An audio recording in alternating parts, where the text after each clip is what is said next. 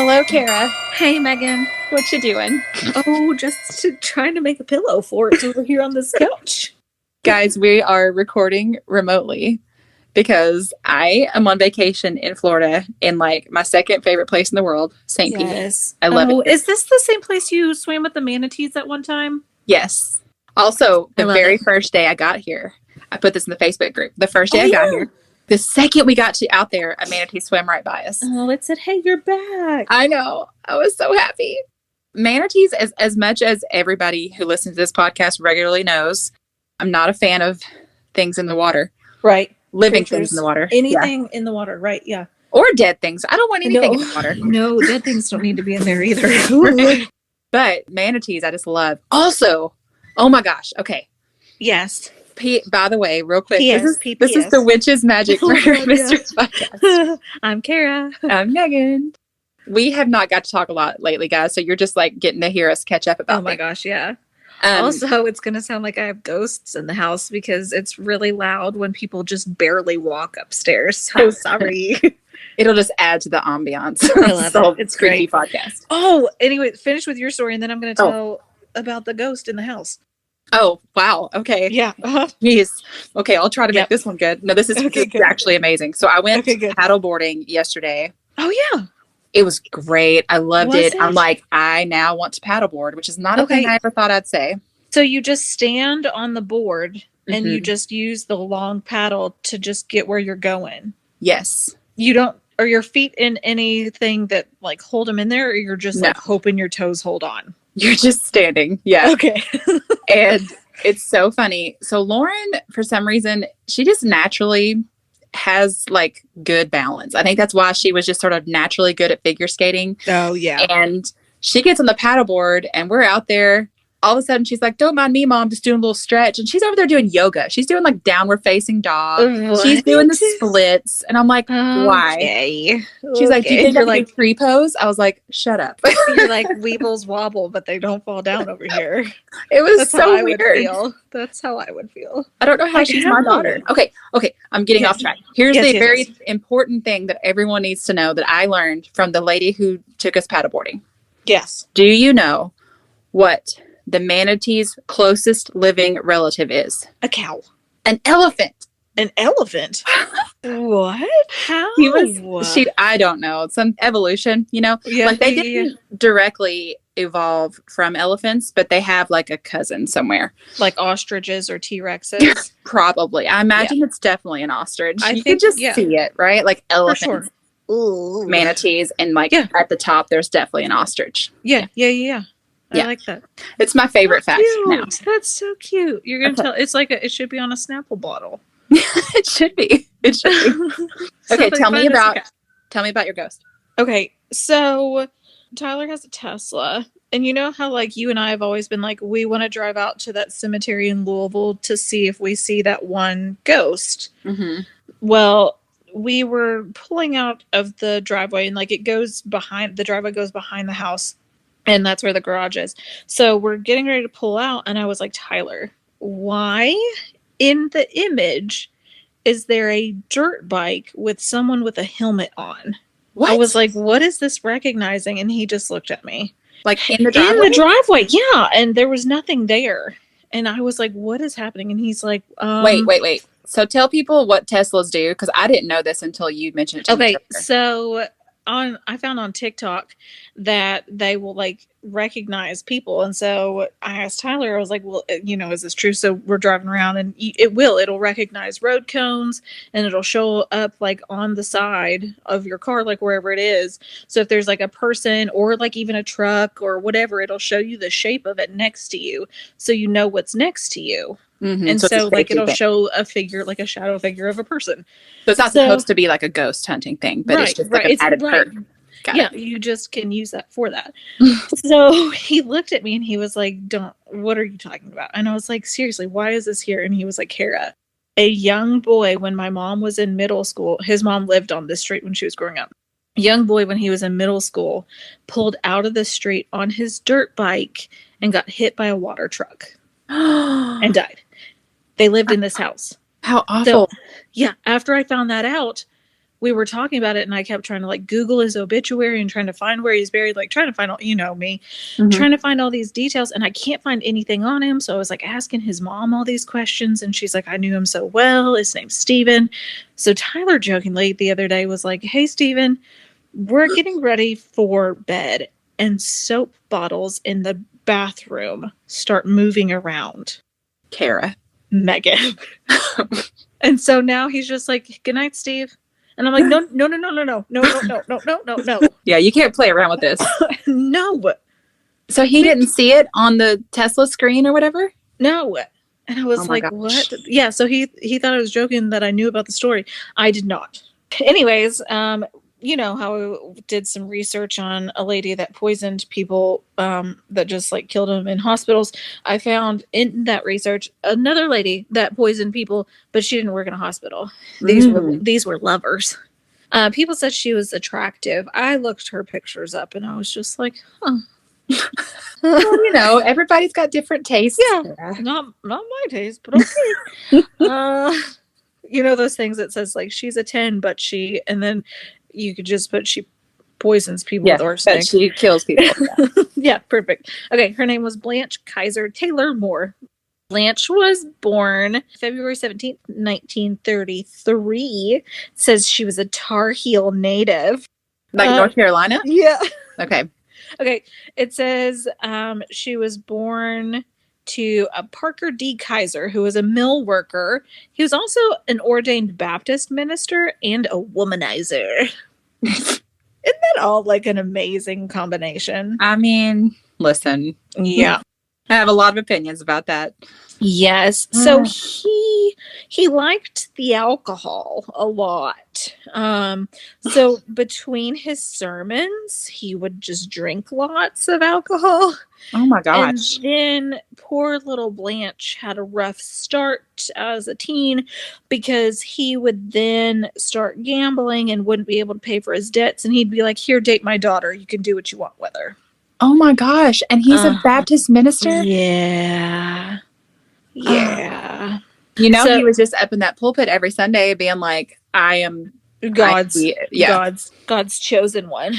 So in this article, it says, at least in part due to this, she was known to switch from quoting scripture to sexually explicit topics in the same breath. Yeah. I mean, gosh, can you imagine how messed up it would make you about religion if you had a dad who was that awful, who you also knew got up there every Sunday and pretended to be like super Christian. Yeah. Okay, so I'm going to jump ahead to September of 1966, but then I'm going to go back to 1952 because this part is pretty relevant to her dad. I mean, it is her dad. So she, you know, hated her dad, obviously, for doing what he did to her back in the day. Mm-hmm. So she was like, you know what, I'm going to rekindle my relationship with him. But when she got there, he started getting real sick. And she was like, oh gosh, I better stay here to nurse him back to health. But then he had a heart attack and died. He just, I don't know, that heart attack started with him having violent stomach cramps, diarrhea, projectile vomiting, delirium. Like a poisoning. Yeah, but no. That's what heart attacks do to you, apparently, in 1966. They've evolved. They've changed over time. Yeah, they were like, no. That's nothing but a heart attack. Yeah. Okay, so going back to the 52.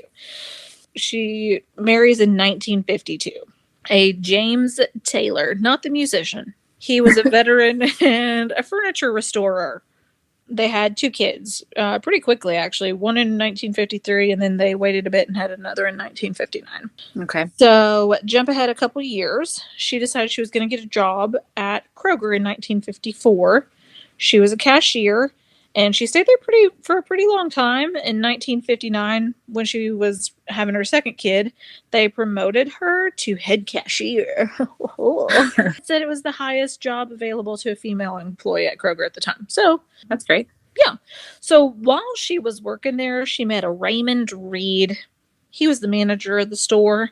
And she was like, Raymond, I just can't not dance down these aisles with you to this Kroger music. I just, I mean, who among us, Kara, has not danced down the aisles at Kroger? Oh, often. I mean, you and I have done it together. I was going to say, you and I do this all the time.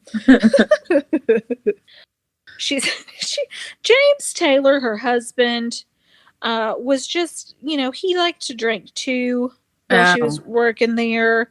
And so she was like, James, I need you to really become a Christian. I really need you to clean up your act.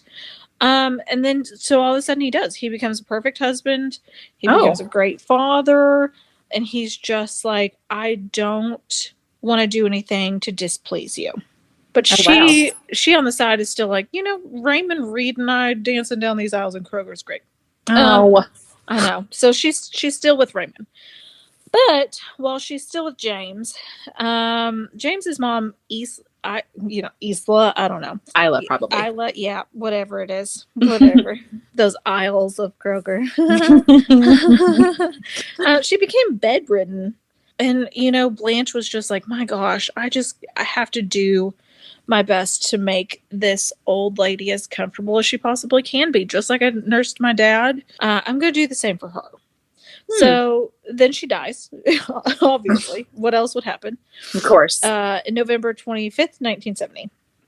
And doctors were just like, it's natural causes. She was an old lady. There's nothing wrong with her.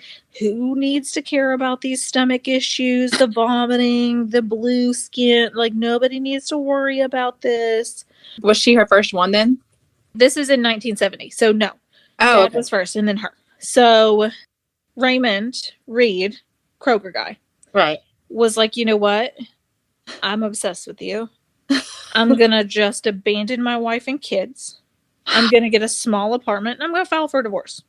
Oh, Raymond. So she was like, you know what, Raymond? I'm going to cook you breakfast. Oh, no, Raymond. No. So Kroger employees, small town talk. They were like, something's going on here. Raymond did his part, got a divorce. Blanche was just like, I just can't do that right now. Right. Because I have this husband. Right. His mother just died. I had to take care of her. He's also sick with the flu. He's got swollen glands all of a sudden, diarrhea, sore throat, hair loss, bloody stool. Oh, gosh. Blood in his urine, painful blisters on his hands and feet.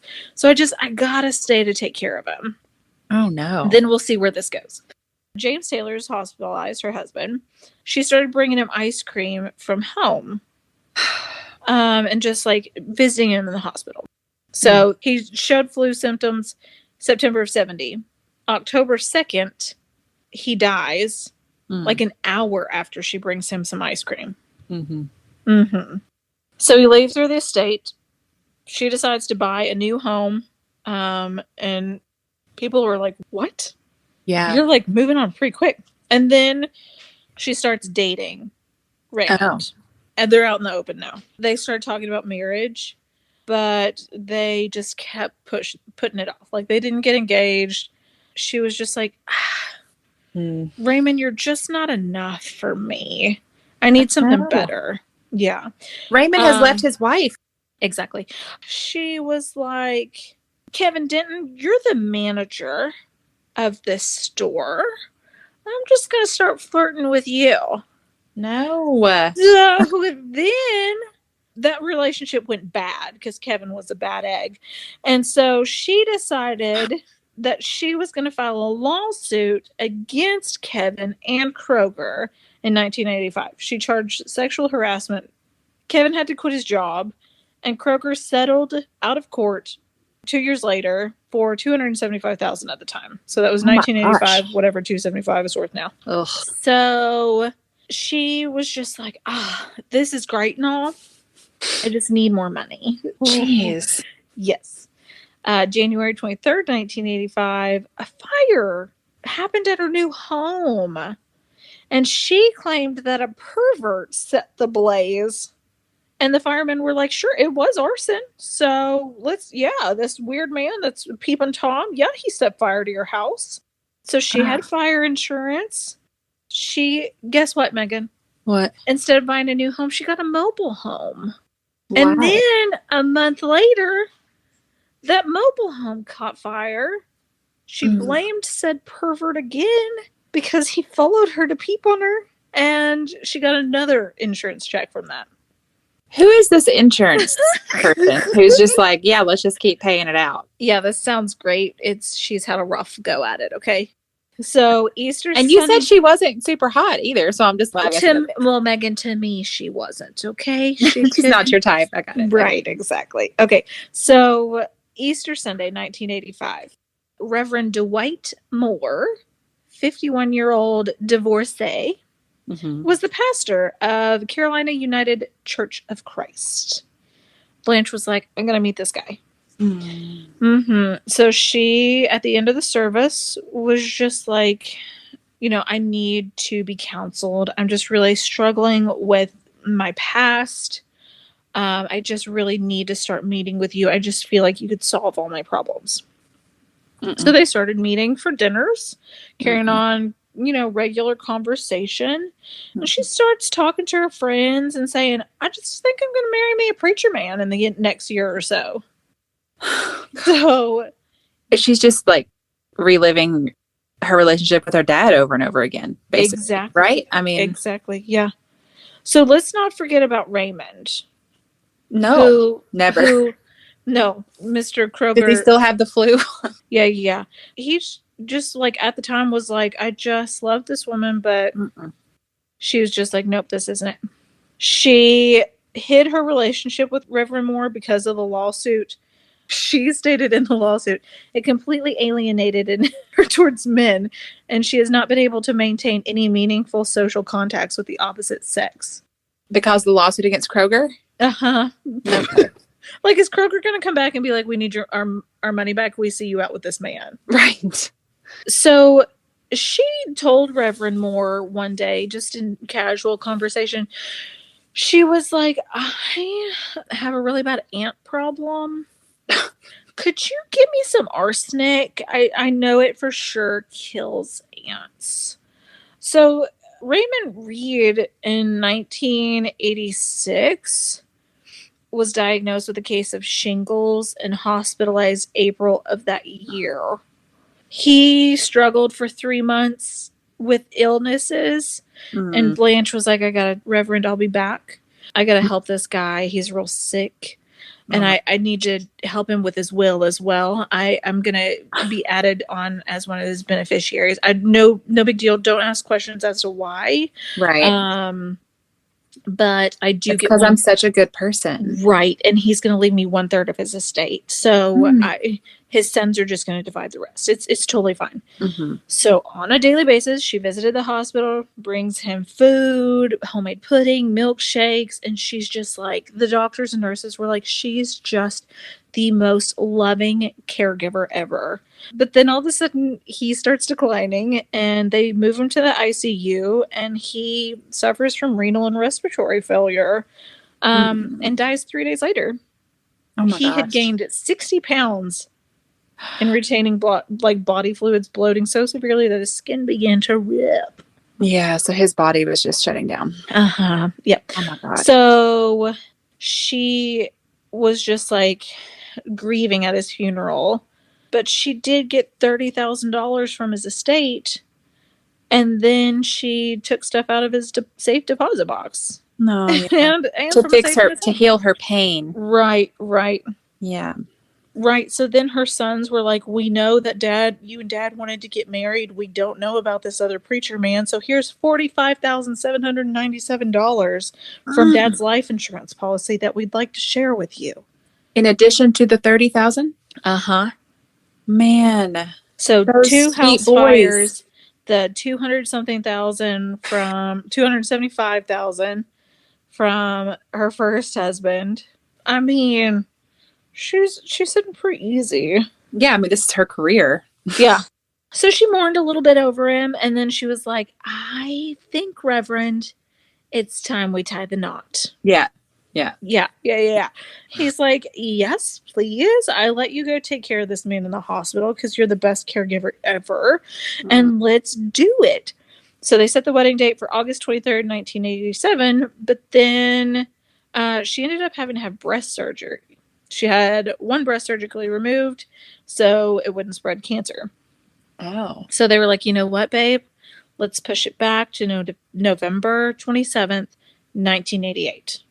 All of a sudden, Reverend started getting all these weird illnesses. Oh, no. And he had to have surgery, 2 surgeries, to make it better. Then, on April 19th, 1989, they get married. They were like, you know what? We may have the money to honeymoon for weeks at a time, but we're not going to. We're going to have a honeymoon over a long weekend in New Jersey. Sounds amazing. We're from the Carolinas. Romantic. Let's go to New Jersey. Romantic New Jersey. Hot. Yes. Amazing. So they got back on a Monday, and by Wednesday, Reverend collapsed, and he said it was because he ate a bad chicken sandwich. Man, she didn't waste any time. Or it could have been the weird pastry he ate on the Cape May Ferry. Who knows? But they were like, we're not going to seek medical attention in New Jersey. We're going to get home. We're going to just wait a couple of days. So Blanche was like, I'm going to take you to Burlington for 2 days. I'm going to nurse you back to health for a little bit. And then on April 28th, he takes a turn for the worse, and he's in the hospital. So Blanche is like, you know, the best I could do for you, babe, is bring you some homemade soup while you're in the hospital. Oh, my gosh. And physicians had no clue what was wrong with him. So they're like, we're going to send you home because we don't have a cure for you. And you had this sweet, sweet wife to take care of you. And Look at her. Exactly. Like, she is here doing the absolute best. We can't do anything for you but sit and watch her feed you these meals that look delicious. We wish we could share. But then when he got home, he was okay enough to eat another meal, but then he got worse after the meal. So, I don't know. I mean, yeah. Who could guess, really? Yeah. So, he retained 40 pounds of bodily fluids in 24 hours before she decided to take him back to the hospital. So, they pass him on to North Carolina Memorial. They were just like, we got to do some paperwork and some blood work. You said 40 pounds of fluids in 24 hours, which doesn't seem possible. I don't know. How does that? No. I don't get that. But at the same time, I'm like, any large amount of fluids in such a short period of time when he's already just gotten out of the hospital, it's like, yeah, something's wrong here. Right. You can't send him home. No, I know. Yeah. So Blanche was like, you know what, Reverend's family, he's fine. They're just hospitalizing him to do some tests. He's going to be okay. Obviously, they ordered some tox screens. His body contained 20 times the lethal dose of arsenic. It says quite literally enough to kill a moose. Oh, my God. So, of course, the hospital was like, guys, we got to call the police. So then the police start digging in, and they're like, I guess until this point, nobody's been connecting the dots at all? Right, exactly. So they're like, this is weird. But Reverend was just like, guys, I know what you're thinking. I know you think it's Blanche. She's brought me some treats and stuff. I've been with her and only her for this amount of time. But I really think it was either poison in my treats that I had on that ferry, or the chicken sandwich I ate, or it could be the pesticide in my stuff I was spraying in the garden. That's totally it. Yeah. It has to be that. And they were like, listen, guys, just because she's the person who makes all the food that I eat, and I get sicker after I eat. Right. No, it's definitely not her, though. But don't bother her. She's stressed out. She's been through enough in her life. She's got a lot going on for her. So police were like, Bud, we feel for you, but we got to go talk to her. She was like, I never took him any food. And they were like, okay, but what about Raymond Reed when he was sick? And she's like, no, I didn't do that. And they were Raymond like, who? Yeah. She's like, I don't know her. My Kroger lover that I got all the money from, no, did not do that. So they were like, oh, okay, but we're going to exhume his body. Okay, ma'am, goodbye. And they exhume his body on June 13th. And guess what? There's arsenic in it. I am shocked. And they were like, shocked. Ma'am, who was your husband before Raymond? Oh, James Taylor. Okay, great. Let's go dig him up too. So then they dig him up, and he's got arsenic. And then they were like, we're going to check for your father and your mother-in-law. And they did find small traces of arsenic, but not enough to like charge her in either of those cases. Just because the bodies are so decomposed, I guess. Right, exactly. Yeah. But still, that's crazy that you can find that much arsenic in a dead body. I feel so sorry for the minister right now because he was just defending her. I know, and he's in the hospital face with, of all this evidence. How much he retained 40 pounds of body fluid, so he's just like in a hospital. So they are just like, Miss Blanche, we're gonna arrest you for first-degree murder, okay? And this was on July 18th, and she's just like, huh? No. But look at me, I'm so sweet and Christian. Right, exactly. So the doctors at the Memorial Hospital were just like, we've done so many tests, and for sure his issues are arsenic poisoning. So everybody was like, Reverend survived the largest dose of arsenic from which a victim had not died. Wow. An insane amount. So he doesn't die. No. Oh, that's amazing. Oh, yeah. That's also even sadder. So he has to. I know. He has to, like, I'm happy with, he lived, but things, and he loved her a lot. Even, oh my God. Yeah. I wonder. I mean, listen, this is just opinion and speculation. Right, but like, exactly. I just wonder about his relationship with his mother. Like, honey, why are you like this? Yes. She's clearly poisoning you. Why are you wanting this? Yeah, exactly. Poor Bud. So it says the SBI got suspicious and when they found out that she had tried to get Dwight Moore's pension changed so she would be the principal beneficiary. They also knew that she lied about how much money she received from Raymond's estate. And she mentioned that both Dwight Moore and Raymond Reed felt depressed and probably been taking arsenic. And she's like, I had nothing to do with these. Oh, no. Yeah, so they start the trial October 21st, 1990. She denied everything. Denied ever feeding them in the hospital. Denied all these things. And the state had 53 witnesses who testified about her daily trips to the hospital with food. Oh, my God. Okay, so she was just like, I don't know what y'all talking about. She still kept denying it through all these trials, through all this stuff. So she's convicted on November 14th. On November 17th, the jury recommended the death penalty. January 18, 1991, the judge concurred with the jury and sentenced her to die by lethal injection. She has been in prison for the past X amount of years. She writes music, spends time writing poetry. She, in 2010, she and 11 other death row inmates in this county filed for a motion to convert their sentences to life imprisonment on the basis of the state's Racial Justice Act. It says that the issue was the racial composition of the juries. And when I Googled, where is Blanche today? It says, at present, Blanche is the oldest woman at North Carolina's death row and is still awaiting her execution. She was never tried for the other murders as the police dropped the charges after her first death sentencing. She's presently being held in North Carolina Correctional Institute for Women in Raleigh, North Carolina. I just had to look her up.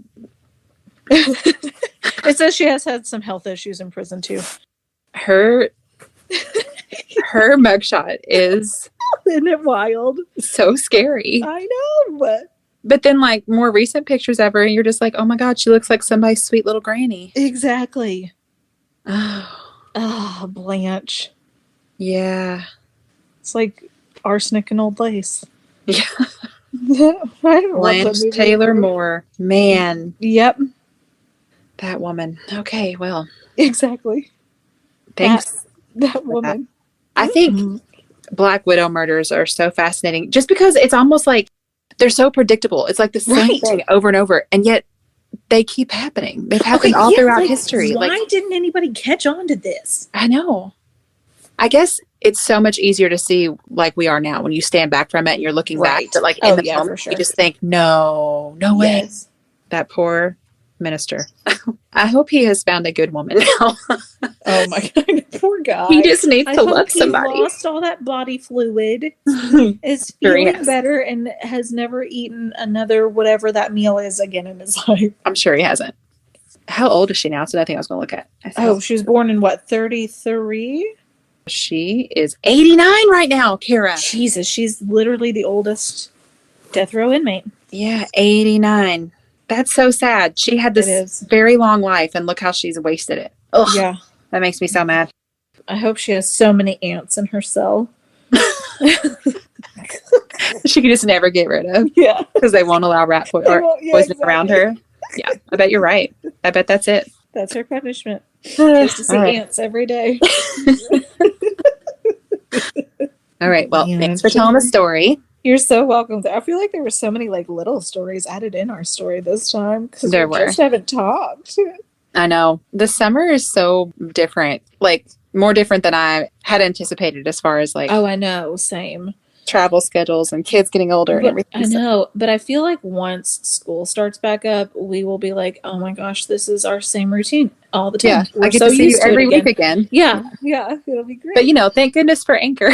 I know. Have you all heard about Anchor? You can record remotely. It's everything you need all in one place. All right, we love you guys so much. Goodbye. Goodbye.